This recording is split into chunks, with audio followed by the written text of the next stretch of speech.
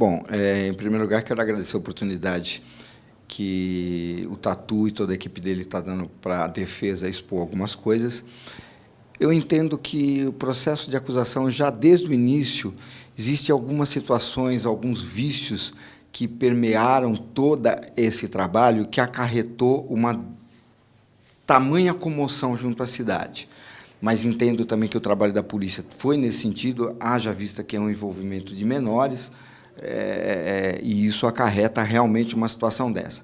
O Judiciário tenta, dentro dos preceitos legais, um encaminhamento para a ação penal. Obviamente, a defesa agora vem, em um momento adequado, ponderar algumas falhas que nós entendemos, em relação a algumas perícias, algumas investigações mais profundas, inclusive uma apuração em relação aos próprios depoimentos.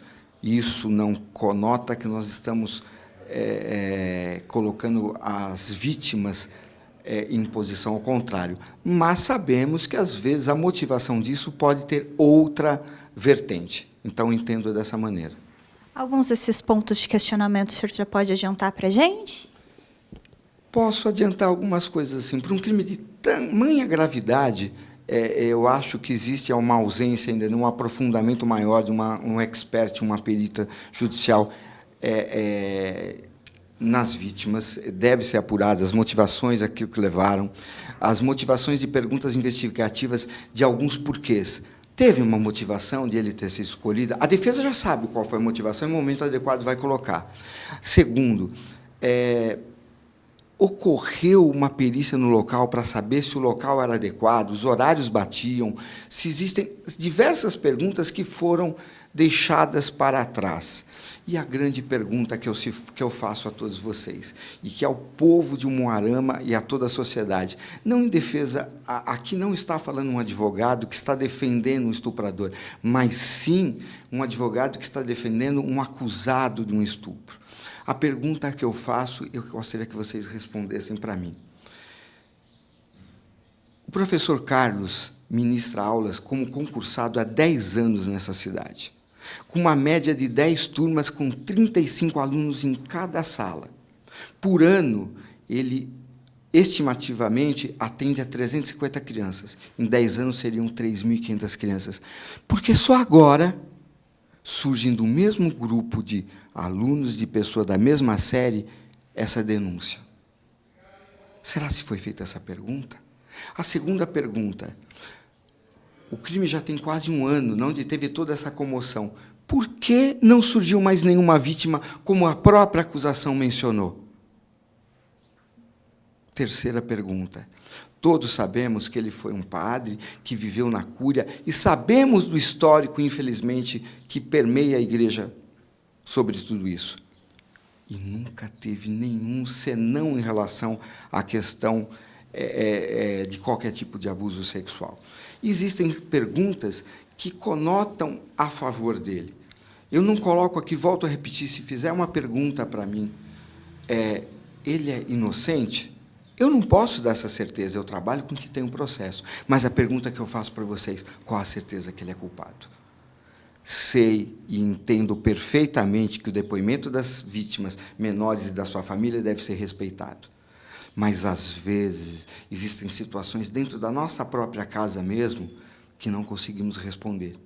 E essas perguntas e respostas, dentro da lei, nós vamos procurar responder. Mas pergunte você dentro da sua casa: você tem plena certeza que ele cometeu isso ou não? Doutor, muito se questiona por que o professor não se apresentou à época da emissão do mandado. O que o senhor tem a dizer sobre isso? É uma pergunta muito importante, Amanda, pelo seguinte: na verdade, quando surgiu toda a situação, para quem se considera inocente, ele se considera, ele tem plena certeza, e a gente, volto a repetir, eu não vou dar certeza, eu trabalho com os fatos.